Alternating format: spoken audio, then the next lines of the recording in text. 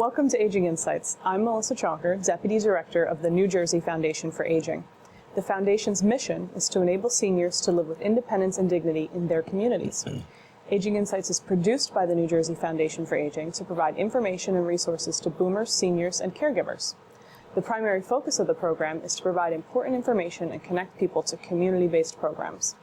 Today we're going to talk about the roles of volunteers and how you can get involved in your community. There are many great programs to be involved in where you can help with seniors' services and programs and even be an advocate.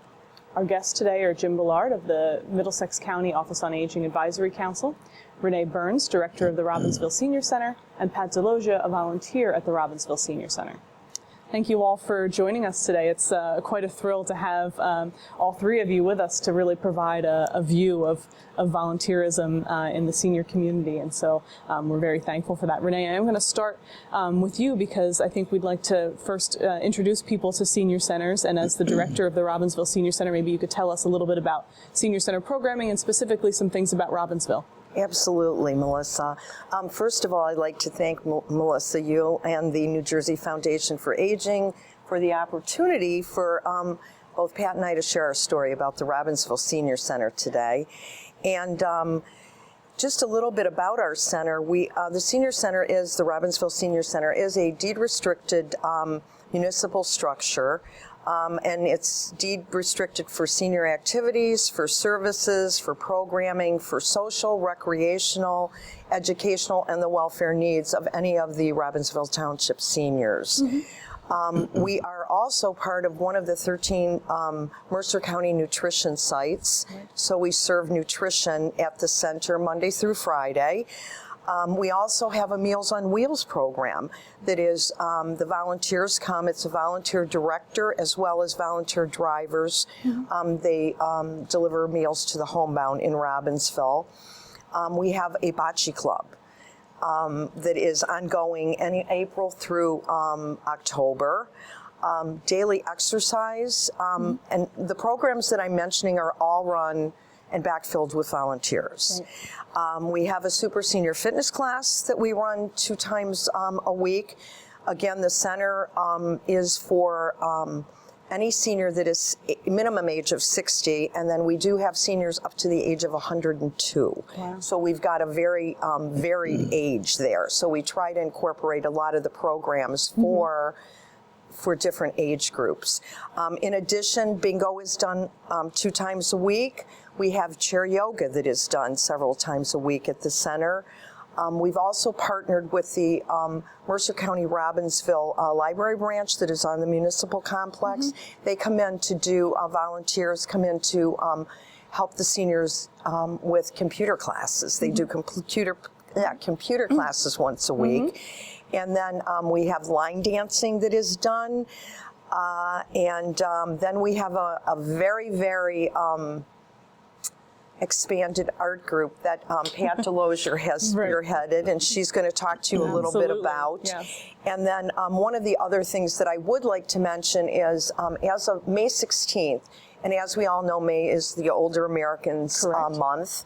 So each Saturday after Mother's Day, we celebrate a open house at the Senior Center. We open it up to the community,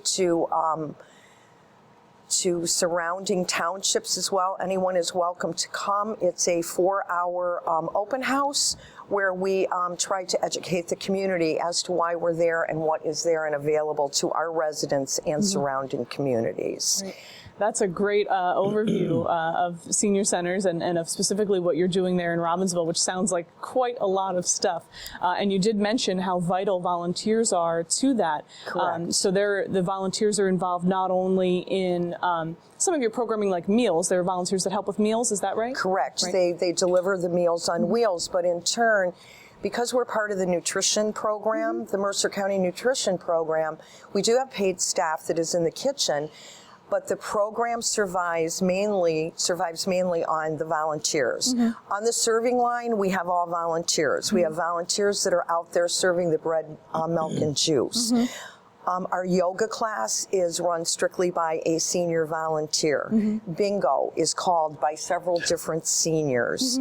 So absolutely, we thrive and It's something that the senior center exists and would not be able to do some of these activities without those senior volunteers. And through your involvement with other senior center directors and communicating with them, you would say this is not just a Robbinsville specific thing, that volunteers are really vital to a lot of senior centers in New Jersey. Absolutely, absolutely. Involved in, like you say, the recreation part as well as meals if it's a senior center that provides nutrition, right? Correct, yes, correct. So that's just fantastic to know that it's not only a place for seniors to go and receive programming and services, but also a place for them to be involved.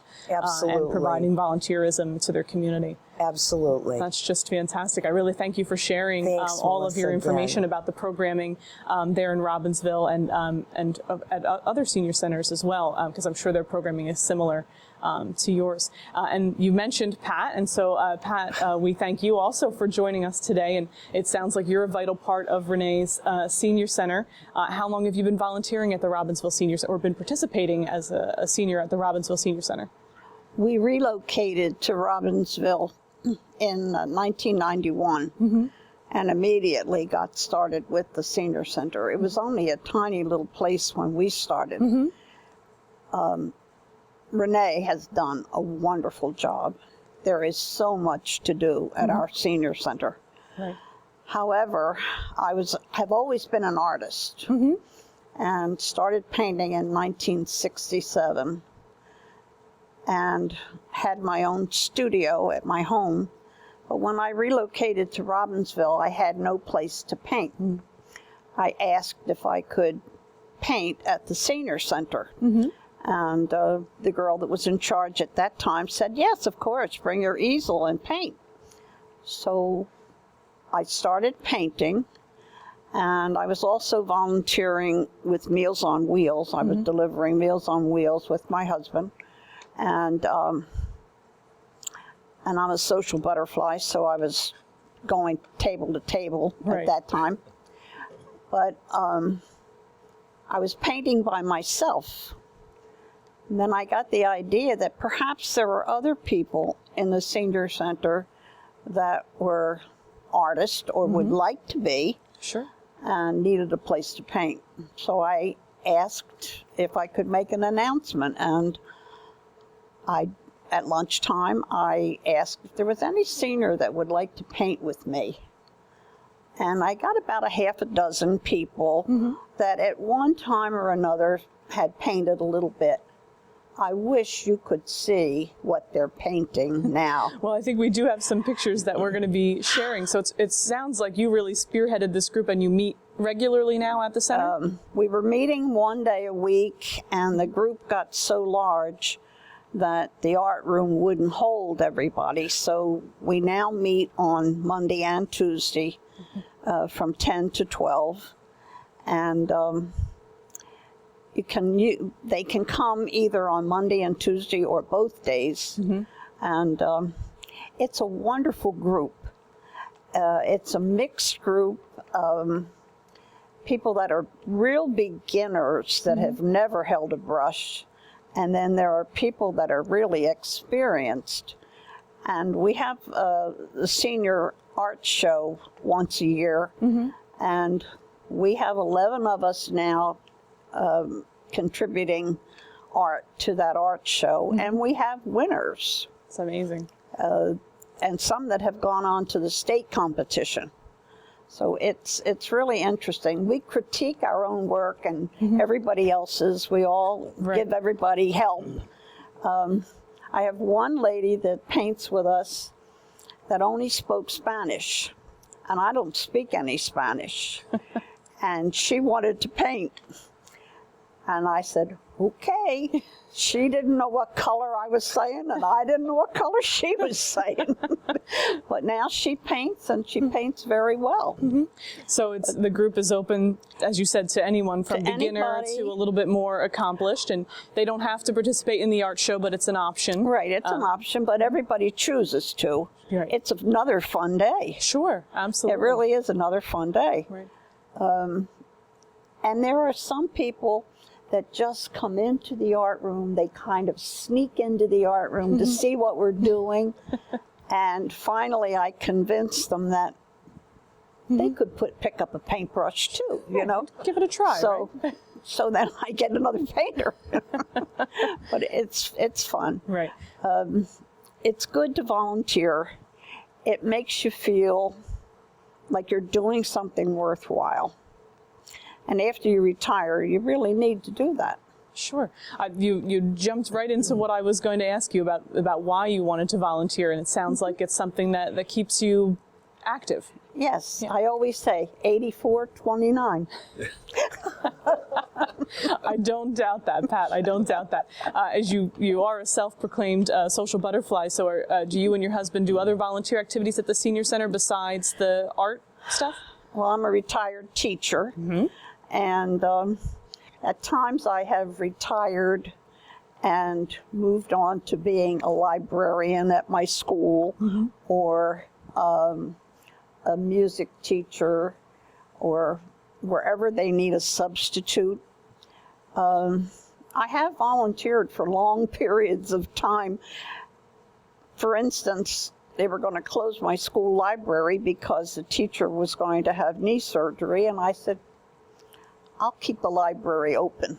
Wow. So I went and just stayed until she was recuperated and opened the library every day. But that's the kind of thing I like to do.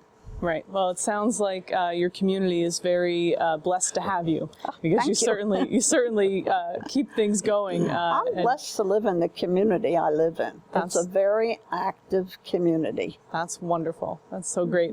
In the open of the show, I mentioned how there are different types of volunteerism to get involved in, and Jim is with us today to kind of talk about how that can be different.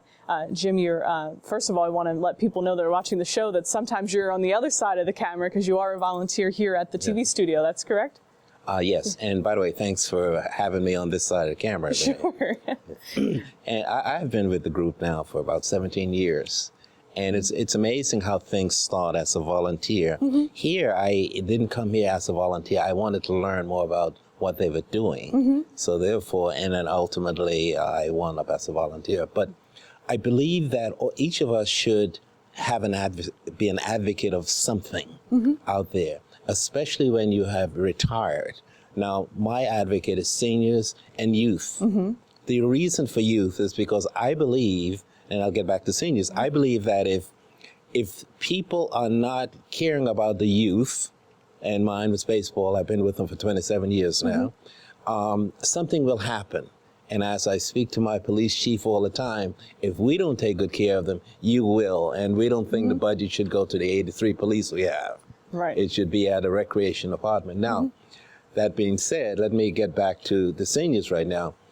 I'm a believer that seniors are a forgotten group, but the seniors are a very powerful group, and political people know it, and those of us who are at the grassroots, we know, not from a political perspective, but what are the needs of the seniors. I personally feel as though seniors should understand computers, technology, because their grandkids certainly understand technology. So therefore, like you said, you have a computer center, computers there. So do we at Piscataway. And what we wanted to do is focus on seniors. So therefore, we start from the mouse and all the way up, because we want the senior to really get into it. Right. And no matter what a lot of us say, seniors will get into technology and so forth. Let's share with the audience just how many different types of volunteerism you participate in personally, and that will show just how many opportunities there are. And you've mentioned baseball, that you're involved in that on the youth level, and that you're a volunteer here at the TV studio and also at your local senior center here at Piscataway? Yes, at the local senior center, I'm on the commission there, as well as in the county, Middlesex County, as well as the state. You know, that's that 4A group that we're part of it. And the reason for that is because it allows us, or me personally, to get information that I can get down to the seniors. There is a tremendous amount of information that's going on. Case in point, you were talking about Meals on Wheels. We were talking about other things. And we have to know exactly those nutritional things. where it's coming from, and up at the federal level or the state level, oftentimes you've seen it, they've tried to stop a lot of that. But we have groups of people who are there as advocates making it happen. So therefore, those seniors, you delivered, I don't know, 300-400 a day or whatever that is, those people who are at home, they need people to get those meals on wheels to them. So there are two sides to that. It's one, the actual volunteers who are the physical bodies helping to deliver those meals, but then it's also the folks who are advocating for the funding of that and for the program to continue, which is something that you help out with through, as we mentioned in the open show, your volunteer position with the Middlesex County Office on Aging Advisory Council. Maybe you could explain to people what the advisory councils are, because people might not know. What the advisory councils do, let's start with the Middlesex County right now. There's a tremendous amount of information that comes to the director or the director for the aging. There's information such as what's happening at the state level. Right. Now, oftentimes that information does not get shared among the seniors. So when I go there, and we have 20 people as part of that team, we share that information with our senior center directors, so they can share it with the the seniors who are there. And you will say, well, the seniors really need that. The seniors also share that with their families. Correct. So therefore, if something's happening, at least there is a need to know. And that's the reason we get together on a quarterly basis to determine exactly what's happening. Now, although we get together physically on a quarterly basis, whenever the information comes out, Lisa, she gets that to us instantly, and we get it down too. Right. So that it's a matter of sharing what's going on around you. Right. And the worst thing that can happen is not know. Right. And that's what we like to do. And personally, I want to make sure that our seniors are educated in doing so. Sure. So I think that's an excellent point, Jim, because people may know that there are county offices on aging. There's 21 of them, one for each county in New Jersey, and so each of those offices then has these advisory councils that you mentioned that are made up of people from the community, such as yourself in Middlesex County, and that you not only meet in Middlesex County, but you are communicating with your counterparts in the other 21 counties to share this information. And I think that's great, because the voice then comes directly from the seniors when you're talking about the, whether it's Meals on Wheels or other programs. Could you give us an idea of maybe some of the other things recently that the advisory councils have gotten together to advocate for, some things that are on the minds of seniors? For example, the Older American Act, that has been around for quite some time. Sure. So therefore, what the Older American Act is, let us make sure that, and this is at a federal level, and it has to be approved down with our council people, not council people, Congressman Pallone, for an example. And what we do there, we actually go to them, I know them very well, and go to them, write a letter to them and say, please help us in Washington, and so forth. So that's one of the Old American Acts, and it has a lot of applications. We spoke to them, even nutrition and so forth. The other that came out just a year ago was the affordable care. Okay, a lot of people call it Obamacare. Well, one of the things that we found out that New Jersey was one of the less educated people on Affordable Care Act. All right, that was something that was done with Monmouth University. So therefore, what did we do?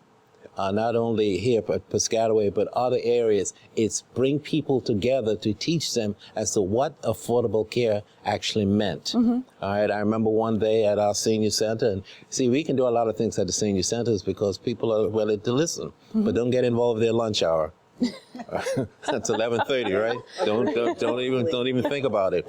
One day we had 300 seniors in there listening to what was the Affordable Care Act. Now, we personally believe we had an impact.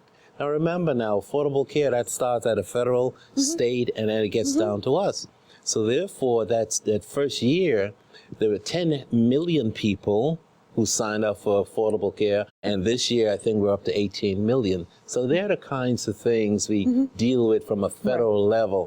Now, how do we get a lot of that information? We have one called the regional group. Advisory group. Councils, That's right, which is Pat and her organization that puts it together. So we have the northern region, which is seven counties. We have the central, and we have the south. Now, I don't know what happened, but I happen to be the chairperson for the central region, or seven. I don't know. I don't know how these things happen either. I don't know either. But what happens is we meet periodically and we share the information, what's really happening in Washington. Right. And and what we do with the leadership for the regional group, they always say, please get letters out to our congressmen or senators and so forth. Right. I think this has really been an eye-opening experience because it really sheds a light on volunteerism, whether it's providing a service, providing education, and also showing people how they can advocate on their own behalf and on behalf of others in their community. So there really are a lot of different facets to volunteerism, which you've all shared with us today. And I wanted to know from each of you if there was, some advice or, points that you want the people at home to know about volunteering and why volunteering is important. I don't know if, Renee, we'll start with you and go down on that topic. We in Robbinsville also have a senior advisory council, and we have several seniors that are on that, members that are on that board. I think being a volunteer, no matter what it is, or, if it's just a matter of coming to the center and you're there and you help serve lunch and it's maybe a 20-minute, half-hour type thing. It's a focus for you. It's something when you get up in the morning as a retired senior, that it gives you almost that push that you might need to go ahead and get dressed, get up, and this is what I'm going to do today. And it's Monday through Friday, and I always tell anyone that comes into our senior center, you're welcome to come one day a week. You're welcome to be here every day. And so many of the seniors that we see that are there are the ones that have become so vital as the volunteers, which walking through the doors for the first time, I don't even think they realize that that would be part of their life. And that's what's so great to see, that just the small little things that become such a great thing, and they're valued so much daily in the center. I can't thank the volunteers that we have enough that are there. That's great. Fantastic. Volunteerism. You wonder how you get started in that? You just do it. That's all. You just do it. He wonders how he has gotten involved in so much. He's a volunteer. He knows how to do it. And all the things that you've been talking about, coming down from the national government down to our local government, Renee passes that around to us every day. Whenever anything comes up for the seniors, she's on top of it all, and she passes it down to us. But that's what it takes to be a volunteer. Just do it. Just go and volunteer. That's great advice, Pat. It's really great advice. That's all you have to do. That's it. Now, my feeling is that there are two types of volunteerism, or volunteers. One is you want to give back some of the things you've done for 45 years, because most of us have worked for 45 years. Sure. You want to give back. In my case, I was a technologist researcher, and so generally, even with the township, they'll say, well, with our website, Jim, would you take a look at it? Sure. Well, I know what they mean by take a look at it. And also with the, and we redesigned it. And over here with the computers, what I did is understood what the library is doing, and we put the same type of applications over here with us, because it means that we don't have to reinvent the wheel. Right. So that's one way. So you're giving back some of the things you've gone through. The other is, as seniors, there's some things we wanted to do but we couldn't do. Right. For an example, like you said, painting and being an artist. You probably want to do that all your life, but you didn't have the time. So therefore, the volunteerism, and I'll tell you right now, without volunteers, without volunteerism, I don't think any of these organizations, even the towns, can really manage what they're trying to do. Volunteers are, I mean, that's I get so emotional when they talk about volunteers. Sure. Yes. That's apparent in all the activities that you're involved in, Yes. Jim, and how passionate you are about all of the things that you Yes. do. Now, I was just going to say that I volunteer in another area, but it has nothing to do with seniors. I was a heart transplant 9 years ago. Oh, wonderful. Hey, how about that? You were talking about 40 and something. I have 38 and 73. That's wonderful. But you're very active in being involved in the heart transplant world as well, and being a chairperson, right, for That is correct. the group. For an example, I'm the president of the Hahnemann/Drexel University as a volunteer for heart transplant folks, and I'm also the chairman of the board for 4 hospitals down there because, see, that's another thing that I want to give back. Right. One of the things the doctor said to me is that, look, Mr. Bullard, I said, it's Jim today. The thing you bring to the table is we've never had heart transplants. We give them, we cut you open, we tie you back up, Right. or whatever the case is. But you've been there, done that. Right, and you can share that with and them. you can share that. So now I'm giving back what I went through. I mean, when you're taking those steroids, believe me, it messes you up here, there, and every place else. So therefore, when we talk about what's happening, the people, the heart transplant recipients will say, oh, I'm not the only one who's feeling crazy today or something of that nature. Right. Yes. And I think that those are all very good points, and it really does, again, shed a light on volunteerism because it's something you can do to give back. It's Yes. something you can do for yourself, and it's something you can do for your community. So I thank all 3 of you really for sharing each different perspective of that today with our audience. And I think we could share so much more with them, but I really am thankful for what you were able to share today with them. So thank you again. Aging Insights is produced by the New Jersey Foundation for Aging and is made possible by donations to the foundation. To become a sponsor for an Aging Insights program, please go to our website at www.njfoundationforaging.org or call us in the office at 609-421-0206. All of the previous shows may be viewed on our website. We'd like to remind you to find out about senior services in your area, including ways to volunteer. Please contact your county office on aging. Their phone numbers are on our website, or you can call the state hotline at 1-877-222-3737. Thank you for watching this episode of Aging Insights, and remember, aging is everyone's business.